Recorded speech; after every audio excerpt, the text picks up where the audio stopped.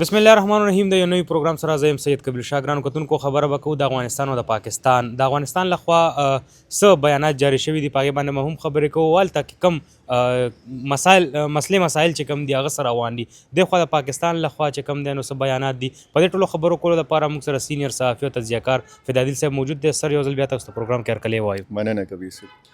سر دا راته وایي لومړنی به راشو د افغانستان لخوا هغې لخوا سخت بیانات هم راځي د پاکستان په اړه باندې نو څه به وایي؟ ګوره بیانات چې کوم دي هغه معاملات خرابوي، معاملات هغې سره جوړیږي نه. په کار خو دا ده چې دې طرف نه هم لږ ګزاره وشي او هغه طرف نه هم ګزاره وشي نو بیا به د معاملات ټیک کېږي. اصل کې اوس چې کوم اعتماد خراب شوی دی یو بل باندې نو دومره خراب شوی دی چې هغه نقصان ازاله کول اوس ډېره ګرانه ده. کوششونه روان دي د قطر طرف نه د ترکیې طرف نه، اوس پکې سعودي عرب انټري کړې ده. د سعودي عرب کې هم یو ناسته شوې وه مختصر شان دی. اوس ویل کېږي دا چې د سعودي عرب نه به یو وفد چې کوم دی هغه اسلام آباد ته راځي او بیا به هغه کابل ته ځي په دې خبرو اترو په سلسله کې. اوس ګوره بیانات که تاسو ګورئ بیا د افغان سوشل میډیا وګورئ ډېره نیګیټیو استعمالیږي او بیا دلته پاکستان کې هم داسې خلک شته چې هغه د ټولو افغانانو خلاف دي. لکه ټول افغانان ترهګر نه دي، ټول افغانان کریمینلز نه دي. وی پکې په هر قوم کې، په هر ملک کې، په هر صوبه، په هر ښار کې داسې خلک وي چې ناپسندیده وي. هلته نو اوس دا بیان راغلی دی چې پاکستان ټول عمر موږ ته زهر رالیږلي دی د دوایانو په نوم باندې. نو دا اوس دې بیان ته تاسو لږ وګورئ که نه چې لکه دا ټول عمر دا زهر پاکستان نه تلل، افغانانو به خوړل او اوس دوی ته پته ولګېده. زهر فیکټرۍ ته به دلته راتله نو زهر فیکټریانې به دلته پېښور کې وې او پېښور ته په علاج ته راتلل. دا چې کوم د حیات آباد د غټ پرایویټ هسپتالونه دي دا به د دوی نه ډکو، دوی ټول عمر علاج هم دلته کړی دی. بیا هلته نه دا ویل چې جی مونږ ته تجارت نه دی پکار، سرحد به تر هغې پورې بند چې زمونږ شرایط نه منلي پاکستان.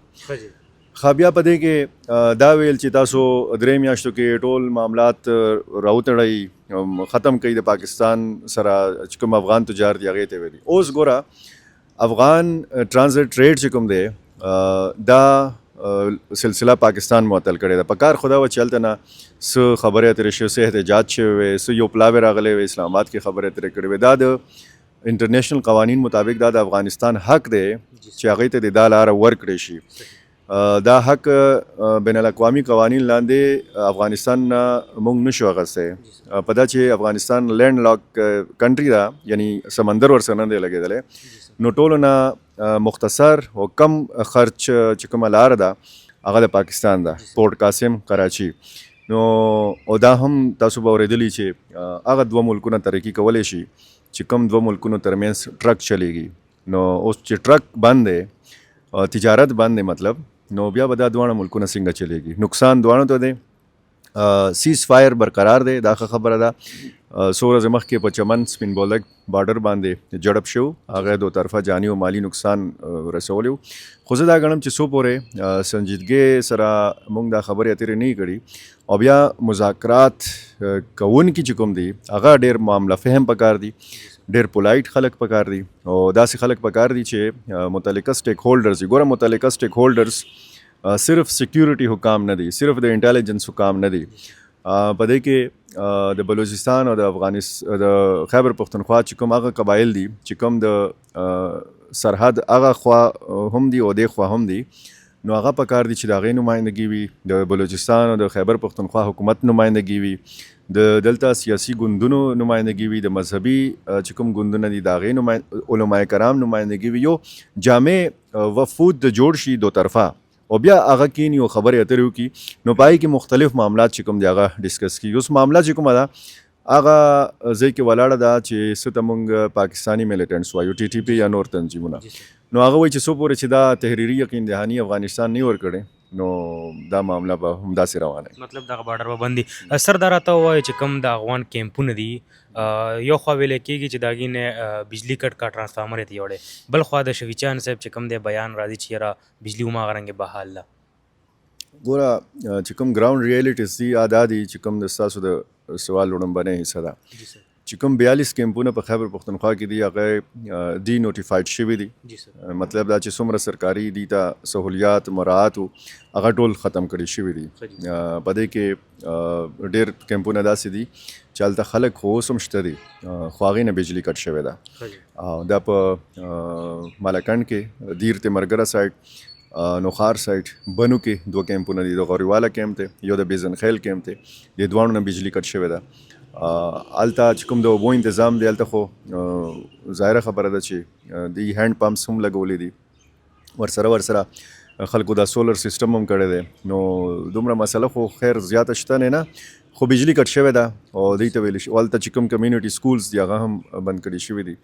نو دوی ته ویل شوي چې تاسو ډېر باعزته طریقې سره واپس لاړ شئ. په دې کې متعلقه چې کوم پولیس سټیشن ایس ایچ او دی هغه کیمپونو ته تللی دی. په دې کې متعلقه چې کوم اسسټنټ کمشنرز دي هغه د کیمپونو ته خلکو ته ورغلي دي. 3 ورځې ډیډلاین یې ورکړی دی. باقاعده د حوالې سره اعلامیې موجودې دي.